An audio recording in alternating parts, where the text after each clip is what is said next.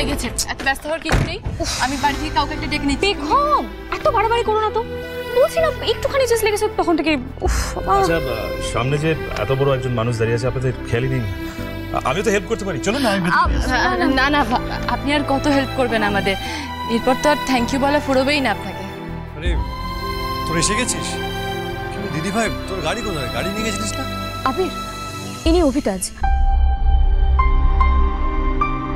আজকে যা বড় বিপদের হাত থেকে উনি বাঁচালেন আমাদের, উনি না থাকলে আজকে অনেক বড় বিপদ হয়ে যেত রে। প্রথমে আমাকে অ্যাক্সিডেন্টের হাত থেকে বাঁচালেন, তারপর আমাদেরকে গাড়ি খারাপ হয়ে যাওয়াতে বাড়িতে ড্রপ করে দিলেন। অ্যাক্সিডেন্ট মানে কি ব্যাপার? দিদি ভাই তুই ঠিক আছিস তো? তোর কিছু হয়নি তো? আবির, আমি একদম ঠিক আছি, তুইও না? ও থ্যাংক ইউ সো মাচ, কিন্তু এখানে দাঁড়িয়ে কথা বললে হবে না, আপনাকে বাড়িতে যেতে হবে। আজ আমার একটু কাজ আছে, প্লিজ অন্য কোনো দিন। আপনার মনটা কিন্তু সত্যি নিজের জায়গাতে নেই, থাকলে সত্যি আজকে এরকম ঘটনাটা ঘটতো না। আপনি যত তাড়াতাড়ি পারেন আপনার মনটাকে নিজের জায়গায় ফিরিয়ে আন, তবেই আপনার মুখে হাসি ফুটবে। আপনি বড্ড কম হাসেন।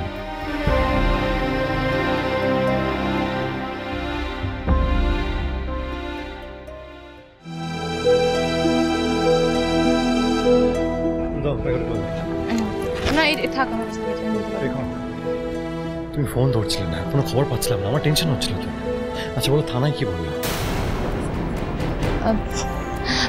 তোমাকে বাড়িতে গিয়ে বলবো, আগে চলো, তুমি ঘরে চলো, ঘরে চলো, এসো।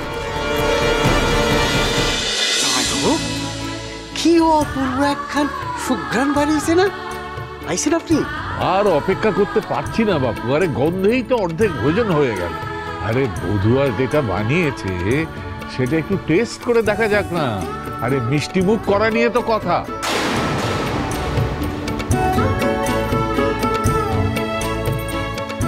দাদু,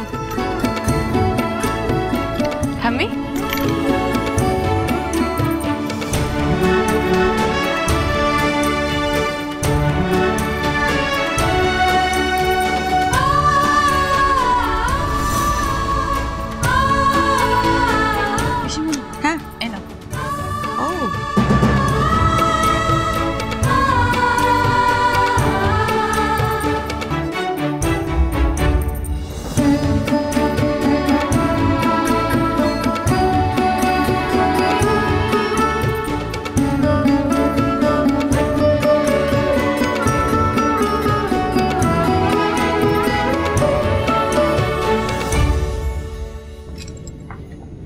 মেজদি ভাই, এই নাও নাও নাও, খাও।